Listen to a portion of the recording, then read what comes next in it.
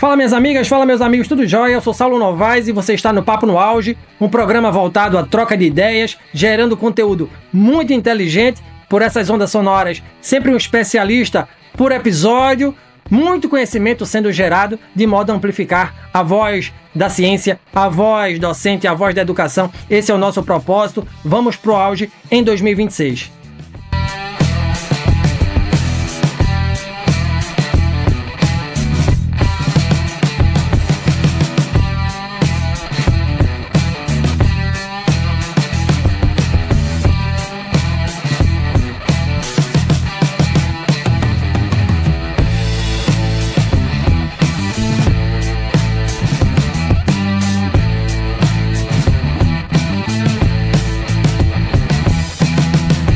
O erótico pode ser mais do que desejo ou estética. Pode ser também linguagem, política, memória e território de resistência.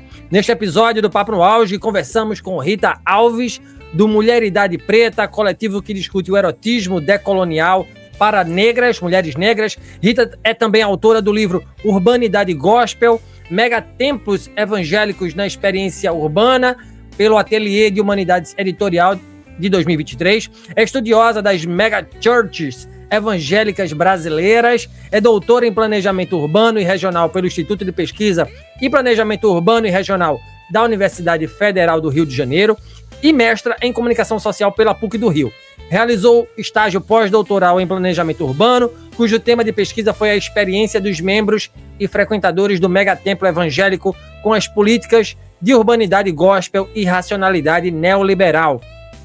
Suas produções acadêmicas durante a última década têm por interesse as corporações evangélicas como agentes estratégicos na produção das megachurches, tendo como bases fundamentadoras a formação da urbanidade, a gestão urbana e a produção de arte, ingredientes que retroalimentam a crescente e escalar adesão ao cristianismo evangélico nas metrópoles brasileiras.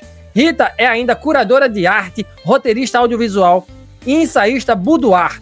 Nesta conversa, vamos falar sobre como o corpo, o prazer e a imagem podem desafiar heranças coloniais e produzir novas narrativas sobre liberdade, identidade e autonomia. Um diálogo sobre arte, pensamento decolonial e os sentidos profundos do olhar sobre o corpo negro. Doutora Rita, seja muito bem-vinda aqui ao Papo no Auge. Eu estou muito curioso, né, para o que vai ser o nosso papo de hoje.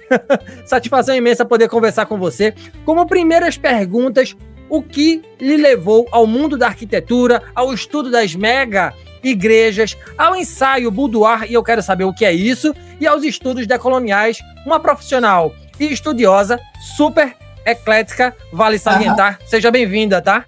Oi, Saulo, olá público que nos ouve. Muito obrigada, Saulo, pelo convite, pela oportunidade de não só falar, mas também esclarecer, né, enegrecer esse outro lugar de fala e de existência de nós, mulheres negras, né? Essa live aqui eu acho que vai ser muito importante para a gente situacionar esse momento histórico que nós vivemos de exercício de direito, de luta pelo nosso corpo erótico no mundo, que é algo que foi muito apagado e negligenciado ao longo dos séculos. Bom, antes de mais nada, para você entender como que se dialoga esse lugar entre erotismo, evangélicos, como é que essa relação germinou, eu primeiro preciso situar quem eu sou e de onde eu vim.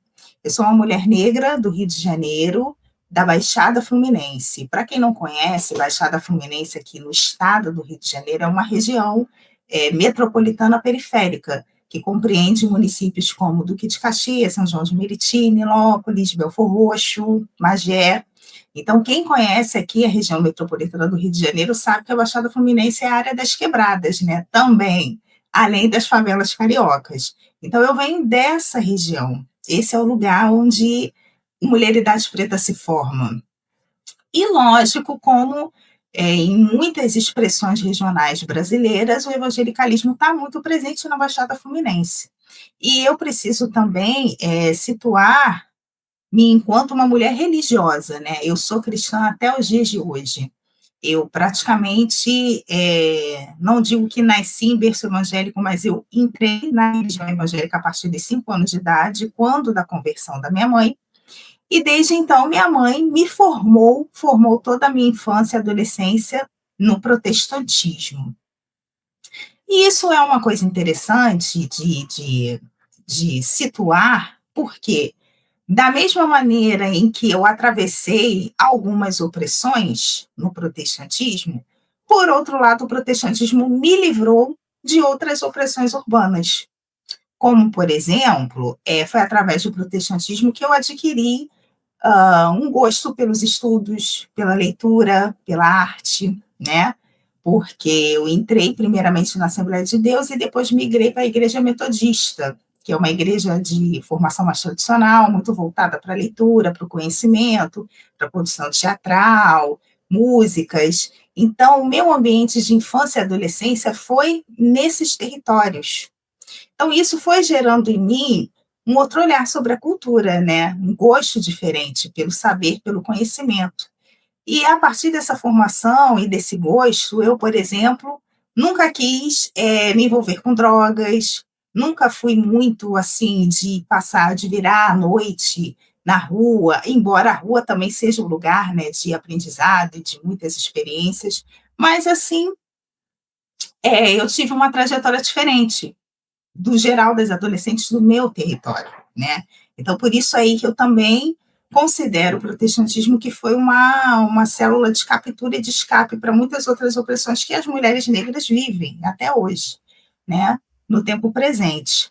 Então, só que por eu viver o protestantismo na década de 90, né? Eu sou de 88, eu faço 38 anos daqui a alguns dias. Então, a minha adolescência, ela foi nessa década de 90, e esse período é um período que, inclusive, eu situo histórica e epistemologicamente no livro Humanidade Gospel, que é o período de maior cisma, digamos assim, dos discursos religiosos, né? Quando a gente está entrando ali nas novidades do século XXI, então os discursos conservadores começam a se chocar com essas novidades modernas e contemporâneas que estão acontecendo. E vão acontecer, sobretudo, na temática do corpo feminino, das roupas que as mulheres vestem, dessa apresentação da mulher evangélica do mundo. E eu ali, adolescente já, eu considero que eu sempre fui muito artista nesse sentido, porque mesmo eu sendo, né, de Assembleia de Deus e tal, eu já gostava muito, assim, de performar, de atuar como apresentadora de televisão. Eu brincava disso na rua, né, de apresentadora de televisão, de paquita. Então eu tinha, assim, essas ousadias, né, sempre tive, de dançar na escola. Eu considero que era algo, assim, muito ah, subversivo, né, para uma menina adolescente daquele contexto. E é nessa emergência aí que eu acredito que o erotismo, a sensualidade, ela começa a abordar, despertar dentro de mim. E essa subversão, ela vai aparecer, por exemplo, nas minhas vermelhas, como as que estão aqui, nos brincos grandes, na maquiagem. Então, tudo isso foram pequenas estratégias de mudança que as meninas evangélicas passaram a adotar para contrapor esse discurso conservador do corpo. O quanto o corpo feminino foi reprimido nas suas expressões e apresentações. E o quanto isso trouxe, por exemplo, de consequências deletérias para as mulheres. Que consequências deletérias são essas que eu cito? Por exemplo, casamentos arranjados, a impossibilidade de escolher os seus parceiros, a impossibilidade de programar uma gravidez, um planejamento familiar, sabe? Então, isso aí são interseccionalidades que foram atravessando a minha vida e a vida de muitas outras mulheres negras. E quando eu entro na universidade, eu sou formada em ciências sociais, né, a minha formação de base, é um momento assim que eu começo a contestar, a entender tudo aquilo que eu estava passando e vivendo e a refletir a respeito disso, né? Então, embora eu não tenha tido uma ruptura ali naquele momento com a religião evangélica, isso é uma coisa assim até rara, né? Porque geralmente as pessoas do evangelicalismo, quando entram na universidade ou quando entram com em contato com outras epistemes, elas geralmente rompem, né, com essa lógica. Mas eu sempre fui uma pessoa que quis transformar essa lógica. E foi a partir daí, né, dessas travessias, dos relacionamentos amorosos que eu fui vivendo, que também foram grandes fontes de aprendizado para mim, que eu comecei a construir a persona mulheridade preta, né? Eu digo que é uma persona porque é algo assim que pouca gente consegue fazer como eu faço. E aí digo sem falsa modéstia, porque foi um aprendizado mesmo que foi vivido a partir das interações, desses relacionamentos que eu tive, da interação com o universo da arte, né? E também a partir dessa observação e ação que eu fui tendo no universo evangélico. Quando o Megatemplo chega para mim, e aí foi algo mais recente, né, há cerca de 10 anos, 2026 está fazendo exatamente 10 anos, que o fenômeno objeto Megatemplo chegou até mim, foi quando eu estava para a seleção do doutorado na UFRJ, né, no IPUR. Foi o doutorado em planejamento urbano, que eu cursei, que foi assim um divisor de águas na minha formação, porque o urbanismo é uma ciência que nos coloca assim muito frente a frente, né, com as desigualdades sociais. E aí são desigualdades que nos atravessam de múltiplas maneiras, né?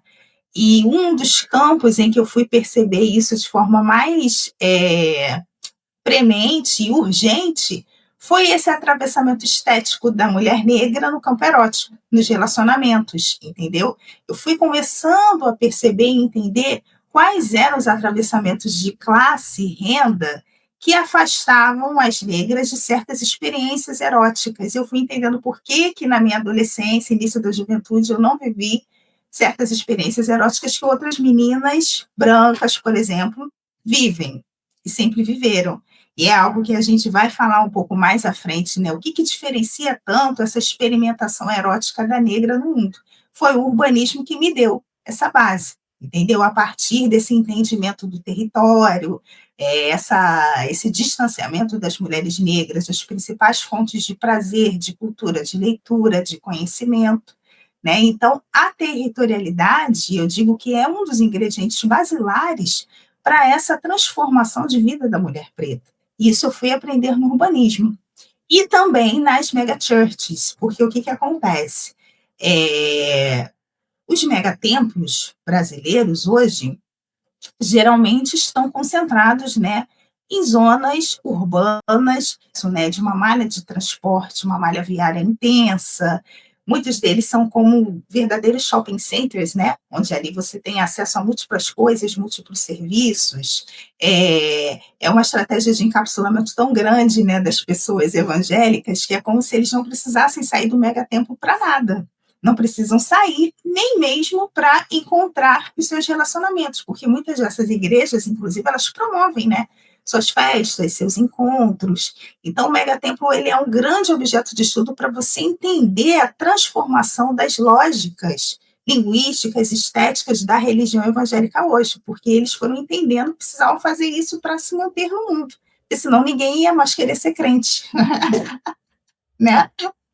Então, o meu estudo do megatemplo, ele também foi me aproximando desse outro entendimento das transformações estéticas que as mulheres evangélicas foram paulatinamente fazendo, absorvendo, contradizendo, entendeu? Então, hoje você vai no megatemplo, você não vê mais diferença nenhuma da mulher que é de fora da igreja e de dentro da igreja, em termos estéticos, que eu digo, não necessariamente em termos dos valores. Mas a estética, hoje, ela está, assim, bem mais igualitária, bem mais clean, mais democrática para todas nós, o que é muito bom, entendeu? É muito bom para as mulheres ter esse direito à escolha, né, de como se maquiar, de como se pintar, de como se vestir. Então, isso foi uma grande, assim, libertação, uma emancipação, que eu digo, que as mulheres evangélicas conseguiram viver, sabe? E apesar da grande moralidade que a gente vê em algumas correntes evangélicas, eu digo algumas correntes evangélicas porque a gente sabe que o protestantismo não é igual, né? nem nas correntes, nem nas filosofias e nem nos territórios. Se você for nos territórios populares, você vai ver estratégias femininas e feministas muito mais diferentes do que nas classes médias e altas, mas ainda assim, as igrejas evangélicas e algumas megachurches têm sim protagonizado aí uma diferença estética para as mulheres nos dias de hoje. Então, é importante frisar isso, né? Que a persona Mulheridade Preta, ou projeto estético Mulheridade Preta, ele vai nascer nesse contexto de protestantismo, como uma forma, uma linguagem de existência, de revelar a existência da mulher negra nesse lugar evangélico e da mulher negra bonita e sensual, na igreja também, né? Sabe? Então, essa foi a minha intenção quando eu criei essa personagem, que nasceu na pandemia, Saulo. Foi assim, em 2019, eu fui convidada por um fotógrafo, o Felipe Campos, a fazer um ensaio sensual. Eu não conhecia exatamente o que era o boudoir, e aí você me pergunta, o que é o termo boudoir? O boudoir é um estilo de fotografia sensual onde a mulher está como num quarto de vestir. Geralmente, os ensaios de boudoir são feitos só com lingerie, né? Ele tem essa proposta. E eu lembro muito bem que era o mês de dezembro de 2019, o Felipe Campos tinha alugado uma casa lindíssima, onde ele fez assim um projeto de fotografar mais de 10 mulheres em um dia só. E eu fui a última mulher daquela noite. Eu fui a última mulher, não que seja propositalmente, mas era porque o horário possível. E aquilo foi muito bom para mim, porque como o meu ensaio foi o último ensaio, já estávamos muito mais relaxados, entendeu? O fotógrafo já tinha fumado bastante e tal, então estava assim, uma vibe muito livre. E foi a primeira vez que eu me permiti ser fotografada só de lingerie por alguém, porque até então eu nunca tinha experimentado isso. E eu gostei dessa experiência, sabe? Eu fui entendendo assim, poxa, se eu mando nudes para fulano, ciclano, beltrano, por que eu não posso fazer um ensaio tão sensual e tão bonito para mim mesma, né? Me redescobrir a partir dessa fotografia, a partir desse momento.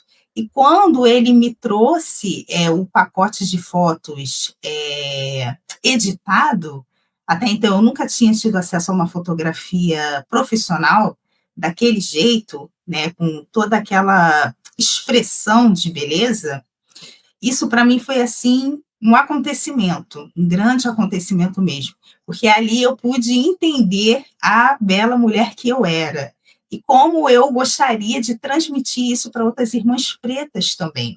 O quanto elas são bonitas, o quanto elas são maravilhosas, o quanto elas podem se descobrir a partir da fotografia.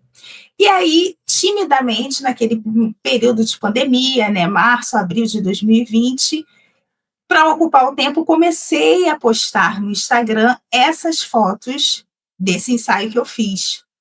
E eu lembro assim que as pessoas ficavam chocadas, maravilhadas, porque na minha rede pessoal, as pessoas nunca tinham visto fotos de mulheres negras assim, só de lingerie. Olha que eram lingeries assim, gospel, né? Eu digo lingeries evangélicas que eram calcinhas, né, mais fechadinhas, eram body de renda. Quem for acompanhar o perfil Mulheridade Preta no Instagram vai ver que as primeiras fotos elas eram assim. E aí as pessoas começaram a achar aquilo tudo lindo, maravilhoso, e me pediam para postar mais. Eu comecei a postar, e rapidamente o Instagram ele foi dispersando as minhas fotos para um monte de gente. Entendeu? Nesse um ano eu fui experimentando assim, um crescimento grande da minha rede, um engajamento, e vinha gente, né, de várias partes do Rio e do Brasil acessando o meu perfil.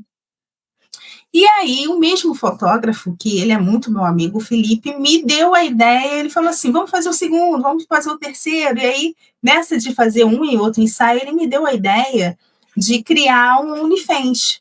E foi quando eu criei o OnlyFans, aí que o projeto estético ele teve uma expressão maior, né? Porque foi quando eu comecei a acessar o erótico para valer. Mas sempre também recorrendo, né, a todas as epistemologias do planejamento urbano, e entendendo também como que esse corpo negro podia se apresentar eroticamente. O que eu queria transmitir a partir desse meu erótico? Qual o erótico que eu quero mostrar, que eu acho que tem a ver também com outras perguntas que você vai fazer. Então, basicamente, esse é o link que se faz, né, entre o projeto Eu Urbanismo e a Mega Church. Eu resumiria essa pergunta dizendo que essa passagem dos anos 2000, século XXI, é um momento de expressão estética diferenciada das mulheres evangélicas, é um momento onde as mulheres evangélicas estão dizendo: somos mulheres, somos pessoas desejantes, namoramos, né, casamos, transamos.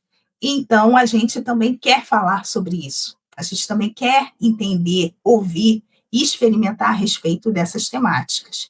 Então, imbuída dessa energia, é que eu criei o perfil Mulheridade Preta, o projeto, né? Que hoje eu diria assim que é um coletivo, porque é algo que vem tendo a aderência bem grande das mulheres, pelo menos assim, das mulheres no meu território, as mulheres da universidade com quem eu transito. Eu sempre sou convidada também a palestrar e a falar sobre isso, a convidar outras mulheres a fotografar comigo também. Então, tem sido assim uma militância muito grande e muito importante aqui no Rio de Janeiro. Que maravilha, doutora Rita, que maravilha, assim, sensacional esse assunto, assim, e de fato instiga a curiosidade, né, porque de fato a gente não imagina, e eu fiz questão de ler todo o seu currículo acadêmico, que é gigante, e as pessoas não costumam associar você, doutora, pós-doutora, com essa bagagem, né, e ter esse olhar cuidadoso para a estética, né, para esse lado, eu vou usar esse termo erótico, né, como algo genuíno, singular, né, e tem a ver com a pergunta que eu vou fazer agora, porque eu quero saber de você o seguinte, e para a gente ser bem didático, doutora, o que significa o erótico, uma palavra que causa frição entre conservadores e puritanos, o que significa também decolonialidade para ouvidos leigos? Uhum. Sim, sim, sim. Eu sei que o termo erótico, ele causa muito frisson pelo fato das pessoas sempre associarem o erótico ao pornô, né? Tem muito essa confusão, erótico e pornografia. A pornografia, ela também pode ser erótica. Isso é a primeira coisa que eu quero explicar. Um vídeo, uma foto, onde está ali explicitando as zonas erógenas, os órgãos genitais das pessoas, nem sempre vai ser só pornô, ele pode ser erótico também. E eu gosto muito da definição que a Audre Lorde, que foi uma afrofeminista negra, dá sobre o erótico. Ela vai falar sobre isso no livro Sister Outsider. Eu acho que ela é uma das primeiras teóricas que vai narrar toda uma epistemologia a respeito do erótico. Para Audre Lorde, o erótico é a intensidade e completude do que sentimos ao fazer. Então, tudo aquilo que se expressa com intensidade, com completude, com razão de ser e de existência, isso é erótico. E não apenas uma fotografia ou uma cena de transa de sexo. Você fazer uma comida intencionalmente para sua pessoa amada, isso também é erótico. Você redigir cartas amorosas, você perfumar um ambiente, preparar todo o ambiente amorosamente para uma pessoa, tudo isso é erótico, porque isso é intensidade, isso é completude, isso é energia, entrega. Então, o erótico está muito mais associado à entrega do que necessariamente você explicitar ou não um órgão genital. Eu acho que essa clareza no conceito, na expressão, é muito importante a gente deixar claro, entendeu? E eu sei que hoje no Instagram, felizmente, né, tem muitas feministas, tem muitos perfis dispostos a esclarecer a respeito disso. Né? O erótico ele está presente em muitas áreas da vida, em muitas áreas da nossa existência, até mesmo no seu trabalho, nos seus estudos. A energia erótica ela está presente. É o nosso instrumento de força e de coragem. E para as mulheres negras, eu acho que exercer o erótico, viver o erótico é algo muito importante. Não só para o campo do prazer, mas também como uma fonte de conhecimento, de apropriação do seu corpo, de conhecimento pessoal. Eu acho fundamental acessar o erótico, conhecê-lo, exercitá-lo, experimentá-lo, porque ele é uma epistemologia para nós. É uma fonte de conhecimento e muitas vezes é até uma fonte de salvação, Saulo. Por que eu vou dizer isso? Esse 8 de março e toda essa semana que a gente está, né, de Semana da Mulher, infelizmente é a primeira vez que eu tenho a sensação da gente estar vivendo assim uma semana de imprensa marrom, porque em todos os lugares só se fala de quê? De violência contra a mulher, violência doméstica, combate à violência doméstica. Aqui no Rio de Janeiro teve um episódio lamentável, né, da moça vítima de estupro, uma menina, né, uma jovem, e assim, eu me recordo que na minha adolescência, início da juventude, quando eu não conhecia o erótico, quando eu não acessava essa força erótica dentro de mim, eu já passei por circunstâncias muito ruins. E se uma mulher é educada no seu erótico, se ela é ensinada a acessar esse recurso, essa força, ela pode se prevenir, se precaver de muitas violências. Como, por exemplo, se eu sou uma menina muito jovem como essa que passou por esse episódio, se eu sou convidada a ir num encontro e eu tenho um conhecimento erótico sobre mim, sobre o outro, sobre o meu corpo, sobre essas experiências, se eu sei que aquilo não vai ser algo muito seguro para mim, eu não vou. Então, isso é um insight poderoso que vem de dentro de você. O nosso corpo, ele avisa. O nosso corpo, ele tem uma energia erótica que ele consegue sustentar, sabe? Então, por isso a importância de você falar sobre sexualidade, de você falar sobre erotismo, sobre o conhecimento do seu corpo, sobre o que é o sexo, como é transar, como é se envolver com uma pessoa, porque isso é fonte de conhecimento, não é só fonte de prazer. É fonte de conhecimento, de salvação, é aquilo que ajuda uma adolescente a reduzir os riscos de uma gravidez indesejada, de gestações não planejadas, de casamentos arranjados. É aquilo também que vai ajudar muitas mulheres a escaparem de situações de violência, entende? Então, eu acho muito importante a gente pensar o erótico de uma outra maneira, e não apenas como algo associado aos vídeos pornográficos disponíveis na internet. É muito mais do que isso, sabe? É uma intensidade que nasce de dentro de você e que você aprende ao longo da vida como exercê-la da melhor maneira, certo? E agora, sobre decolonialidade. Como é o erótico decolonial? Antes de falar, né, de decolonialidade, é muito importante situar o conceito de raça nesse esquema, né? Porque o que é a raça? A raça, ele é o grande operador das relações capitalistas, ecológicas, das relações de espaço, também das relações afetivas, né? Esse conceito de raça é aquilo que vai alocar pessoas brancas e pessoas negras em determinados contextos diferentes de privilégios, de desprivilégios, né? Então, a raça é aquilo que vai formar toda a colonialidade do poder, de tudo aquilo que a gente vê hoje. E a decolonialidade é o conjunto das práticas que hoje fazemos no sentido de desconstruir essas estruturas racistas que foram impostas pela colonialidade. Então, quando eu penso no erótico decolonial, é exatamente um erótico que se propõe a reivindicar esse lugar da sexualidade da mulher negra, porque, historicamente, na escravidão e no pós-escravidão, servíamos apenas, né, a serviço do outro, o nosso corpo era apenas para ser servido ao outro, seja através de gestações não planejadas, não quistas por nós, seja através do trabalho mal pago ou não remunerado. E onde está o prazer? Onde está a existência, o conhecimento de nós, né, das nossas zonas erógenas, daquilo que gostamos, daquilo que desejamos? Então, isso foi muito negligenciado a nós ao longo dos séculos. O erótico decolonial é aquele que vai reivindicar o direito à mulher negra de gozar. Eu sempre falo isso muito no meu perfil, né? É exatamente isso, é essa proposta que eu venho trazendo para as pessoas que me veem, que me assistem, né? nos vídeos, que são até, inclusive, muito engraçados, né? Todo mundo gosta de ver, de assistir, porque é uma forma das pessoas se reconhecerem. Poxa, eu não fazia isso, mas eu quero fazer também, eu quero viver esse gozo dessa maneira também. Então, erótico decolonial é isso, é o direito da mulher negra de gozar. Melhor definição impossível, doutora Rita. Melhor definição impossível.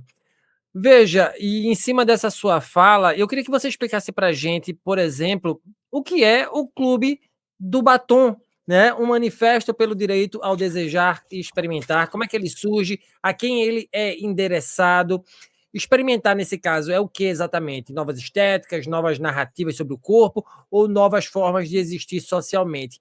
Quando você reivindica o direito de desejar e experimentar, está falando apenas de liberdade sexual ou de uma reconfiguração política do corpo dentro de uma sociedade marcada por colonialidade e racismo? Perfeito, Saulo. Na verdade, é uma reconfiguração do corpo, sim, e um direito à justiça social erótica das mulheres, sabe? Novas formas de elas existirem socialmente. Primeiro é importante explicar que o texto Clube do Batom, esse que você viu e faz referência aqui, ele, na verdade, foi uma experiência etnográfica que eu vivi na festa Clube do Batom, que hoje, na verdade, se tornou uma produtora aqui no Rio de Janeiro de eventos femininos. Super recomendo que toda menina, mulher que estiver no Rio de Janeiro vá nesse local, Clube do Batom, que fica em Botafogo, na Rua Visconde de Caravelas. Só eu fazendo uma propaganda aqui.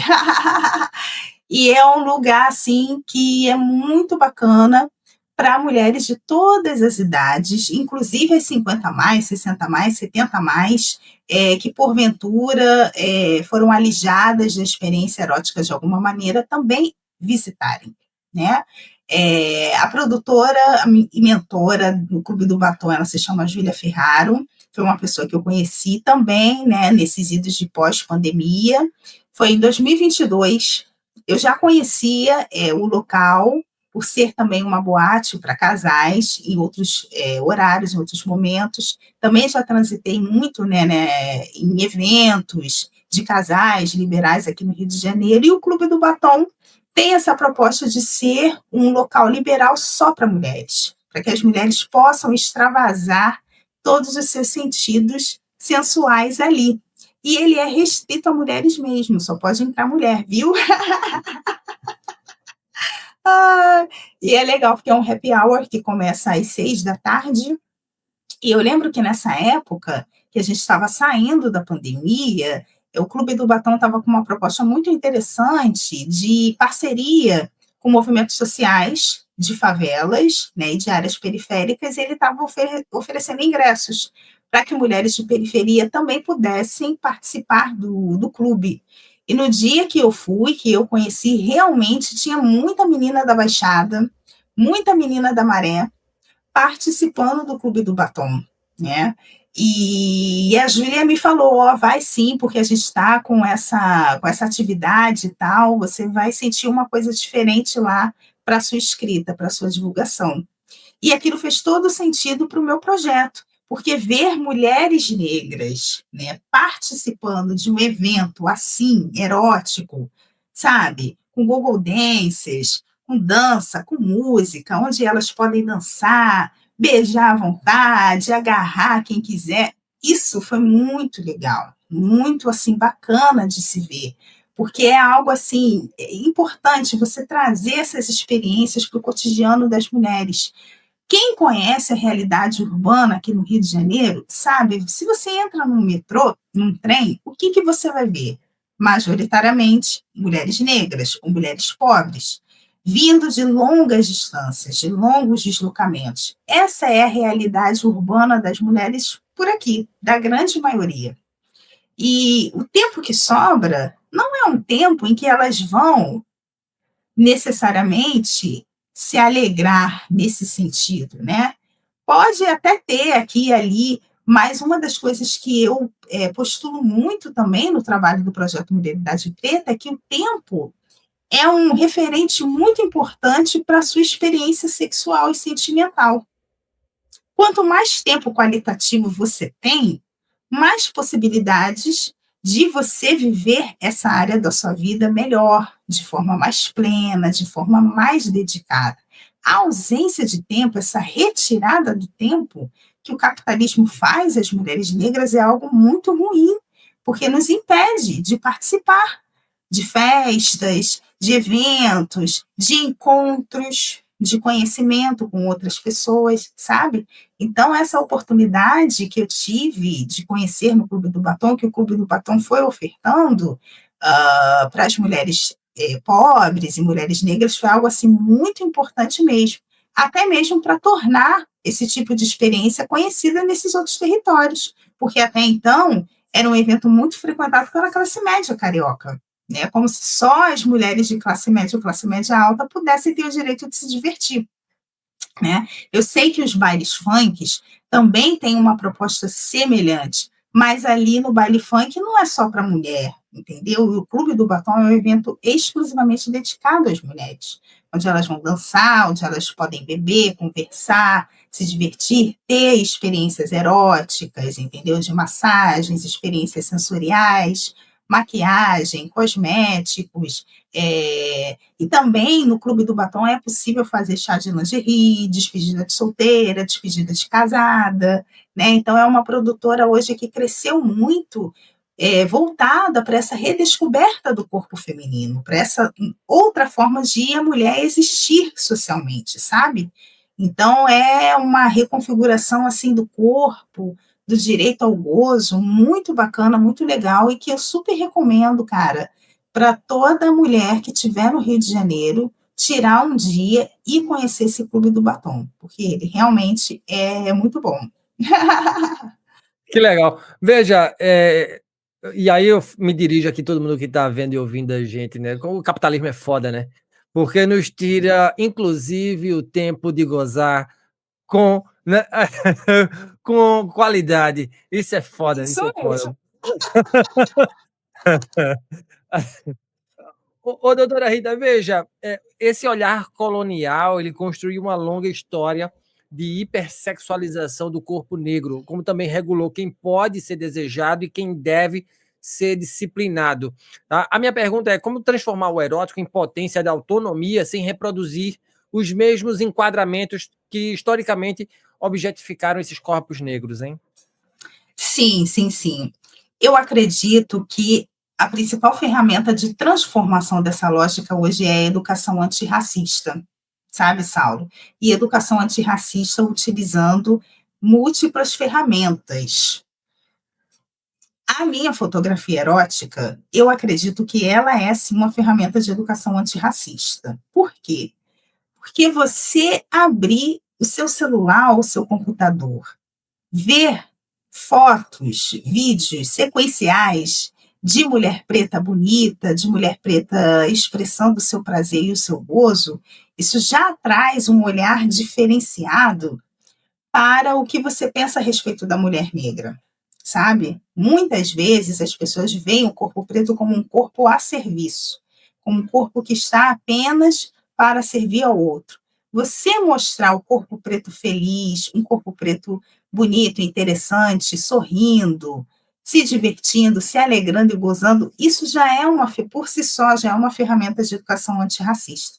E quanto mais outras ferramentas puderem ser associadas a essa educação, essa linguagem, isso é muito bom, isso é muito importante, sabe? Para retirar justamente o corpo feminino negro dessas caixinhas, desses enquadramentos.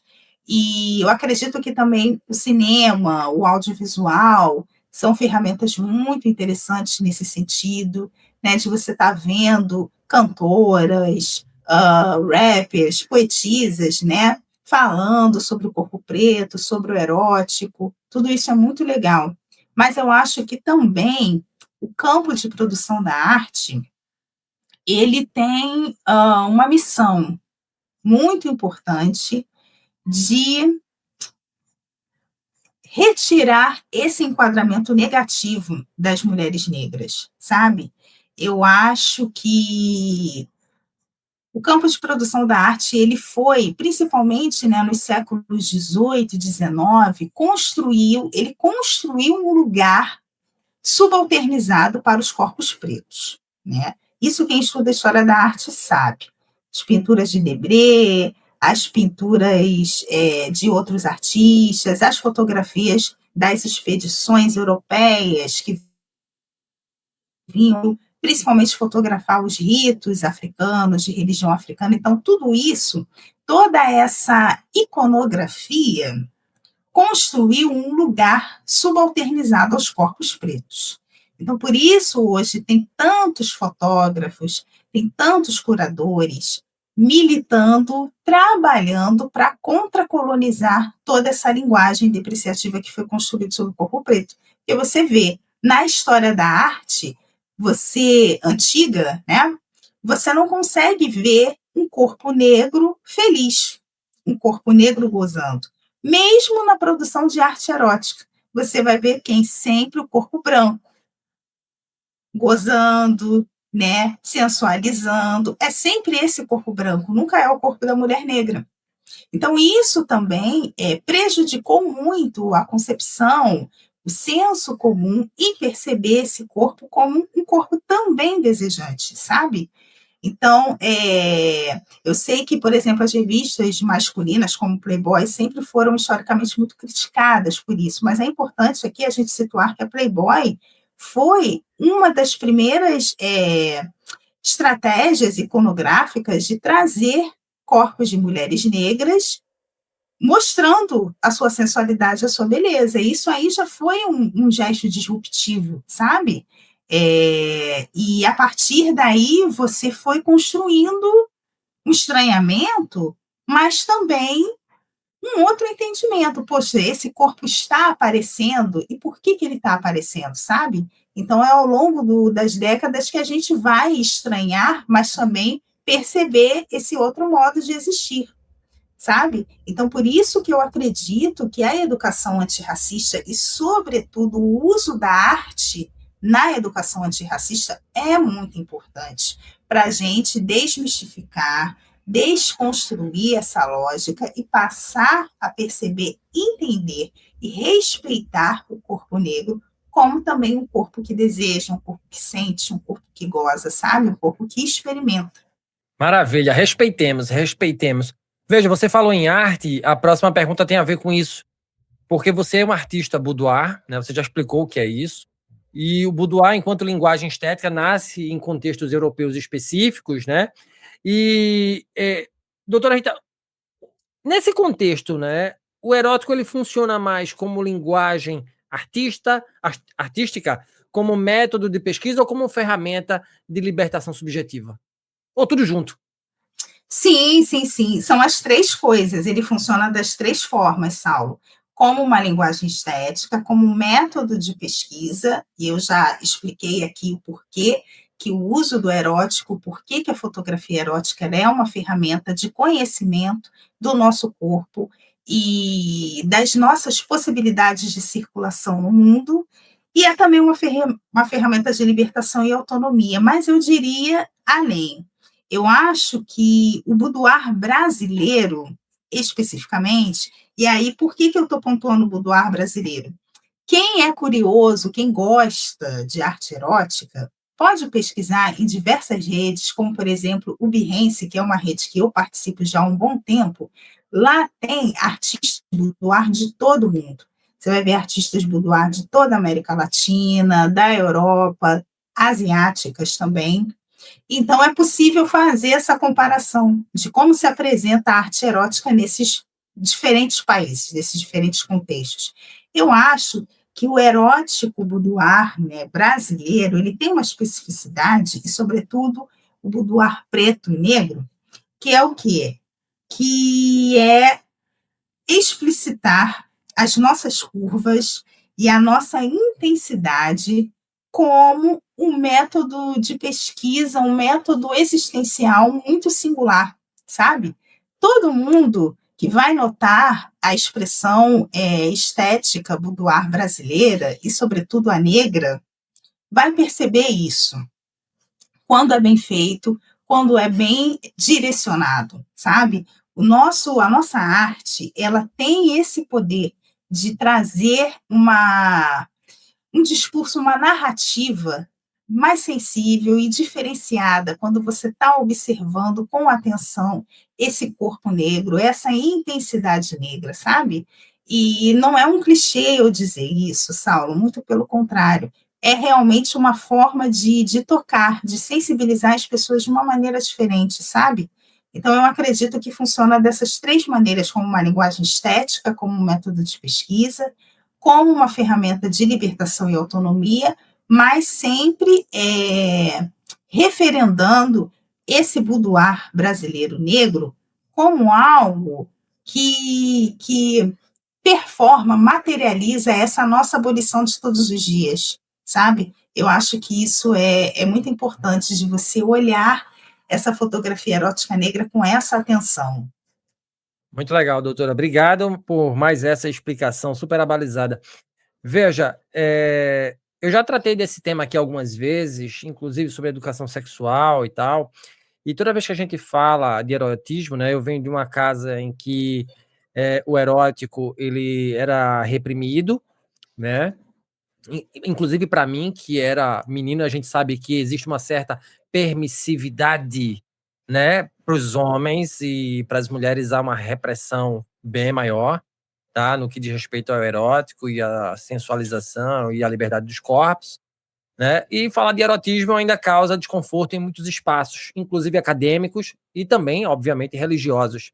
Esse incômodo revela apenas conservadorismo moral ou também o medo de perder certos mecanismos históricos de controle sobre os corpos, e aí não tem como eu não me lembrar de Foucault, né? Até que ponto explorar o erotismo pode se tornar um gesto de desobediência epistemológica, doutora Rita Alves? Muito bom, excelente pergunta. Eu não sei necessariamente se a exploração do erotismo pode ser um gesto de desobediência. Eu acho que a gente pode lutar para que o erotismo seja mais uma epistemologia, sabe? Para que ele seja incluído como um cânone, um campo de assunto a ser discutido, a ser aprofundado.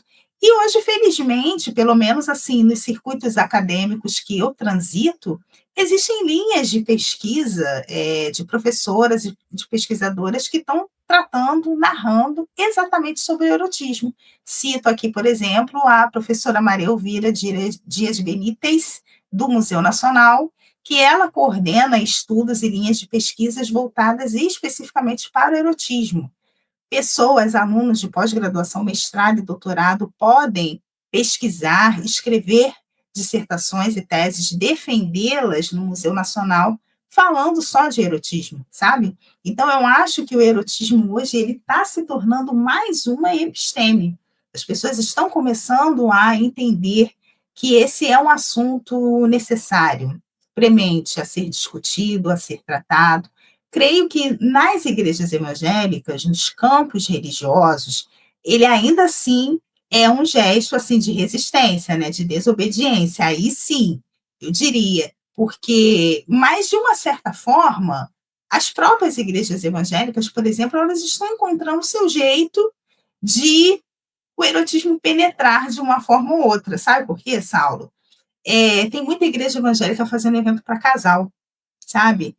Por mais que tenha toda uma ideologia de família nuclear, etc., etc., mas eu acho que é uma compreensão, ainda que ingênua, talvez, mas é uma compreensão para o fato de que o erotismo é uma coisa que você tem que nutrir, você tem que falar, sabe? Mesmo que seja com base na Bíblia, mas você tem que colocar ele na pauta do dia, sabe? Então, por isso que quando chega o mês dos namorados, o mês de junho, tem muita igreja hoje em dia, pelo menos aqui no Rio de Janeiro, na zona metropolitana, o quanto que tem de igreja fazendo jantar de casal, sabe? Retiro de casal, evento de casal, tá assim uma coisa impressionante, que na minha época, por exemplo, de adolescência, eu não via.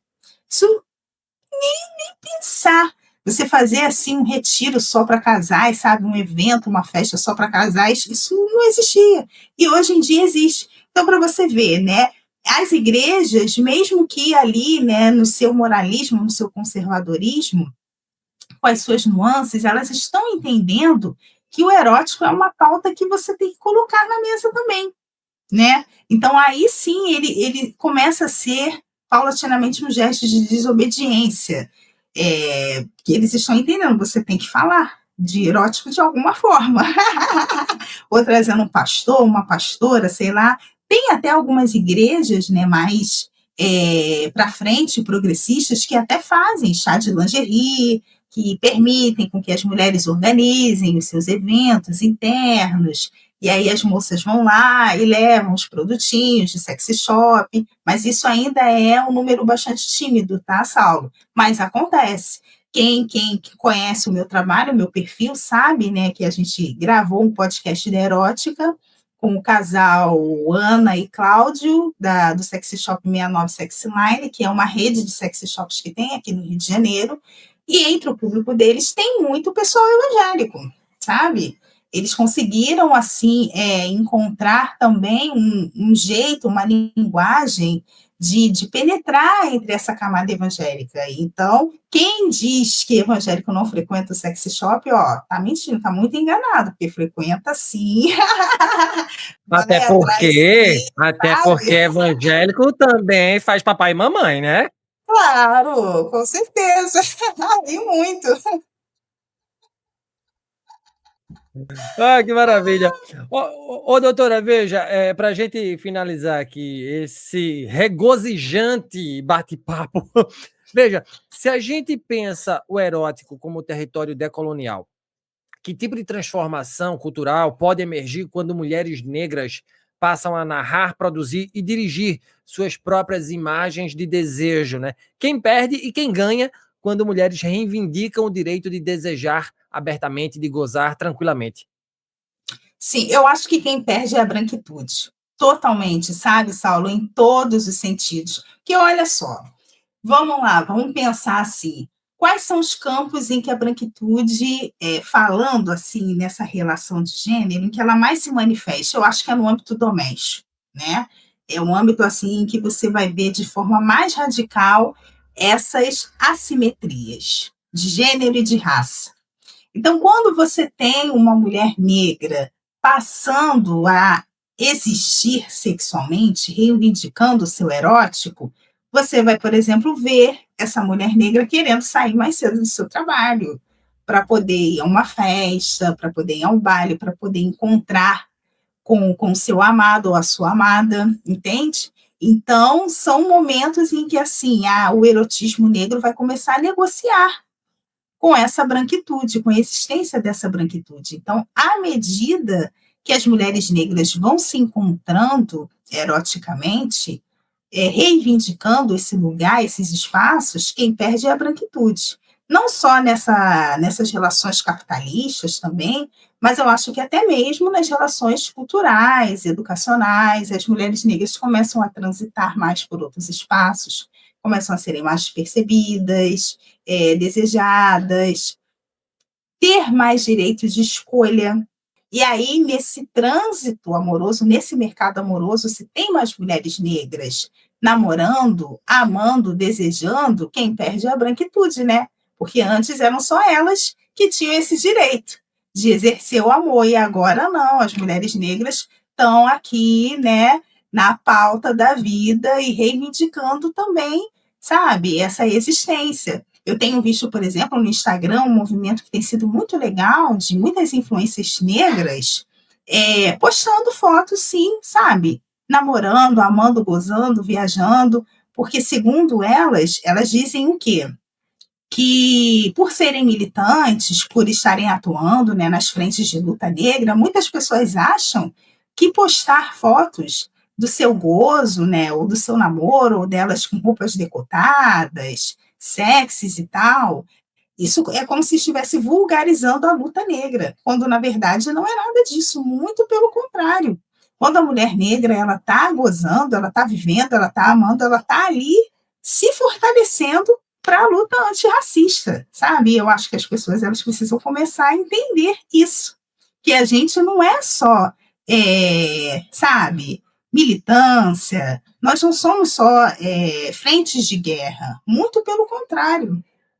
a gente é amor, gozo, liberdade também. Eu acho que quando a gente está nutrindo essas outras áreas, a gente está, sim, se fortalecendo a cada dia para combater o racismo, sabe? O amor, o gozo, o erotismo são, sim, ferramentas de luta antirracista. Então, quanto mais a gente exerce esse lado, esses direitos, a gente está se fortalecendo enquanto coletivo, e quem perde é a branquitude, sabe?